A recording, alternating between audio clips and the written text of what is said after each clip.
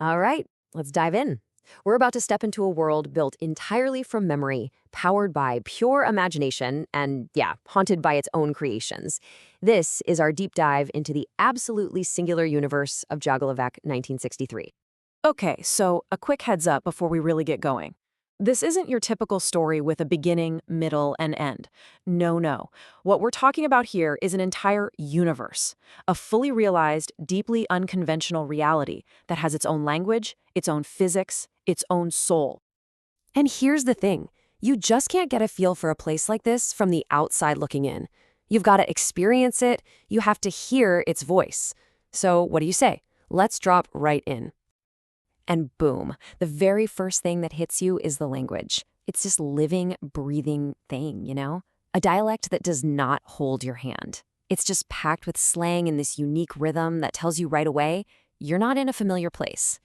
The way these characters talk, it's just completely unfiltered. It's raw. You can feel the attitude, the history that's baked into every single line. This isn't meant to be comfortable, you know? It's all about being authentic.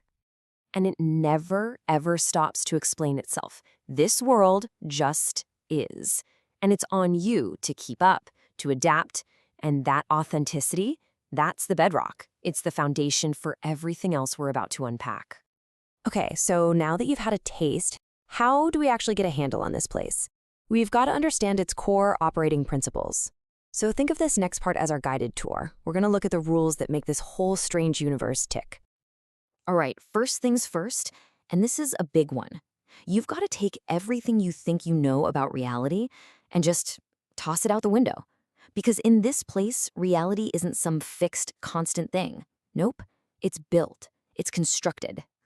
The core idea here is something called a pocket universe. The best way to think about it is like, it's a physical place, right? It's got streets, buildings, the whole deal. But it's all built from the raw stuff inside someone's head. Their memories, their daydreams, even their trauma. And it's all just kind of overlaid like a filter on top of our own world. And this quote, man, it just captures the essence of these pocket universes perfectly. These are not clean, perfect, idealized worlds.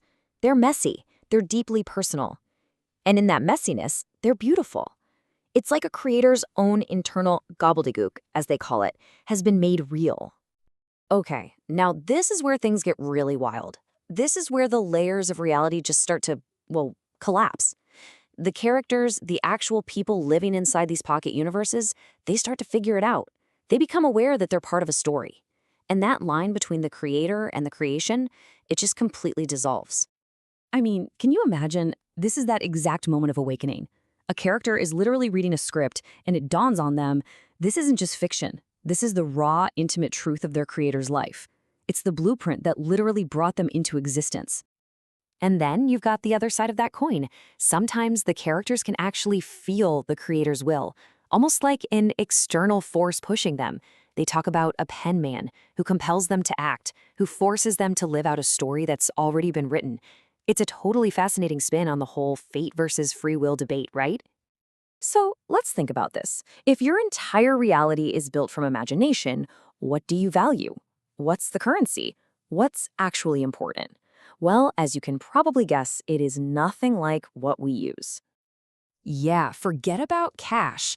In Jaglavak, something they call glitter is the real asset.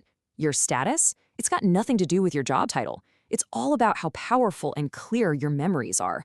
And the most valuable things you can possibly own? Your own stories and a really, really good song. And I want to be clear, this isn't just some symbolic, poetic thing. No way.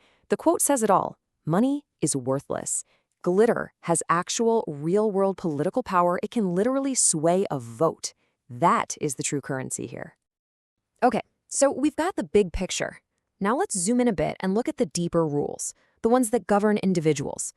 We're going to see how something as personal as a memory can create actual monsters, and how a simple contract can literally rewrite someone's reality. So, memory is basically the brick and mortar of this whole universe. But it's got a dark side, a really dark side. See, painful memories, decaying memories, they don't just fade away. They physically manifest.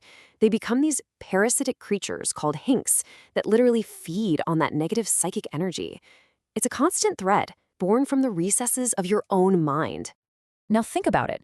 In a world where reality itself is soft, where it's malleable, personal agreements become incredibly powerful. Take a D/slash contract, for example. Here, that's not just a piece of paper. It is a literal binding agreement that has the power to reshape a person's entire being, their whole reality.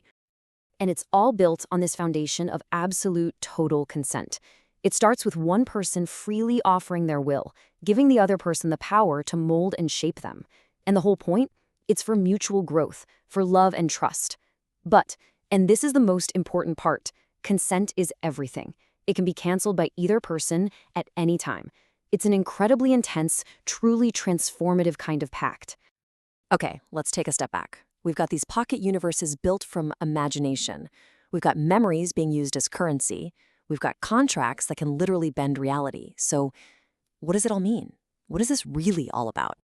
And this quote, this one right here, gets to the emotional heart of everything. This entire universe, it's about the sacred, powerful thing that is imagination, and the trauma of having that beaten out of you.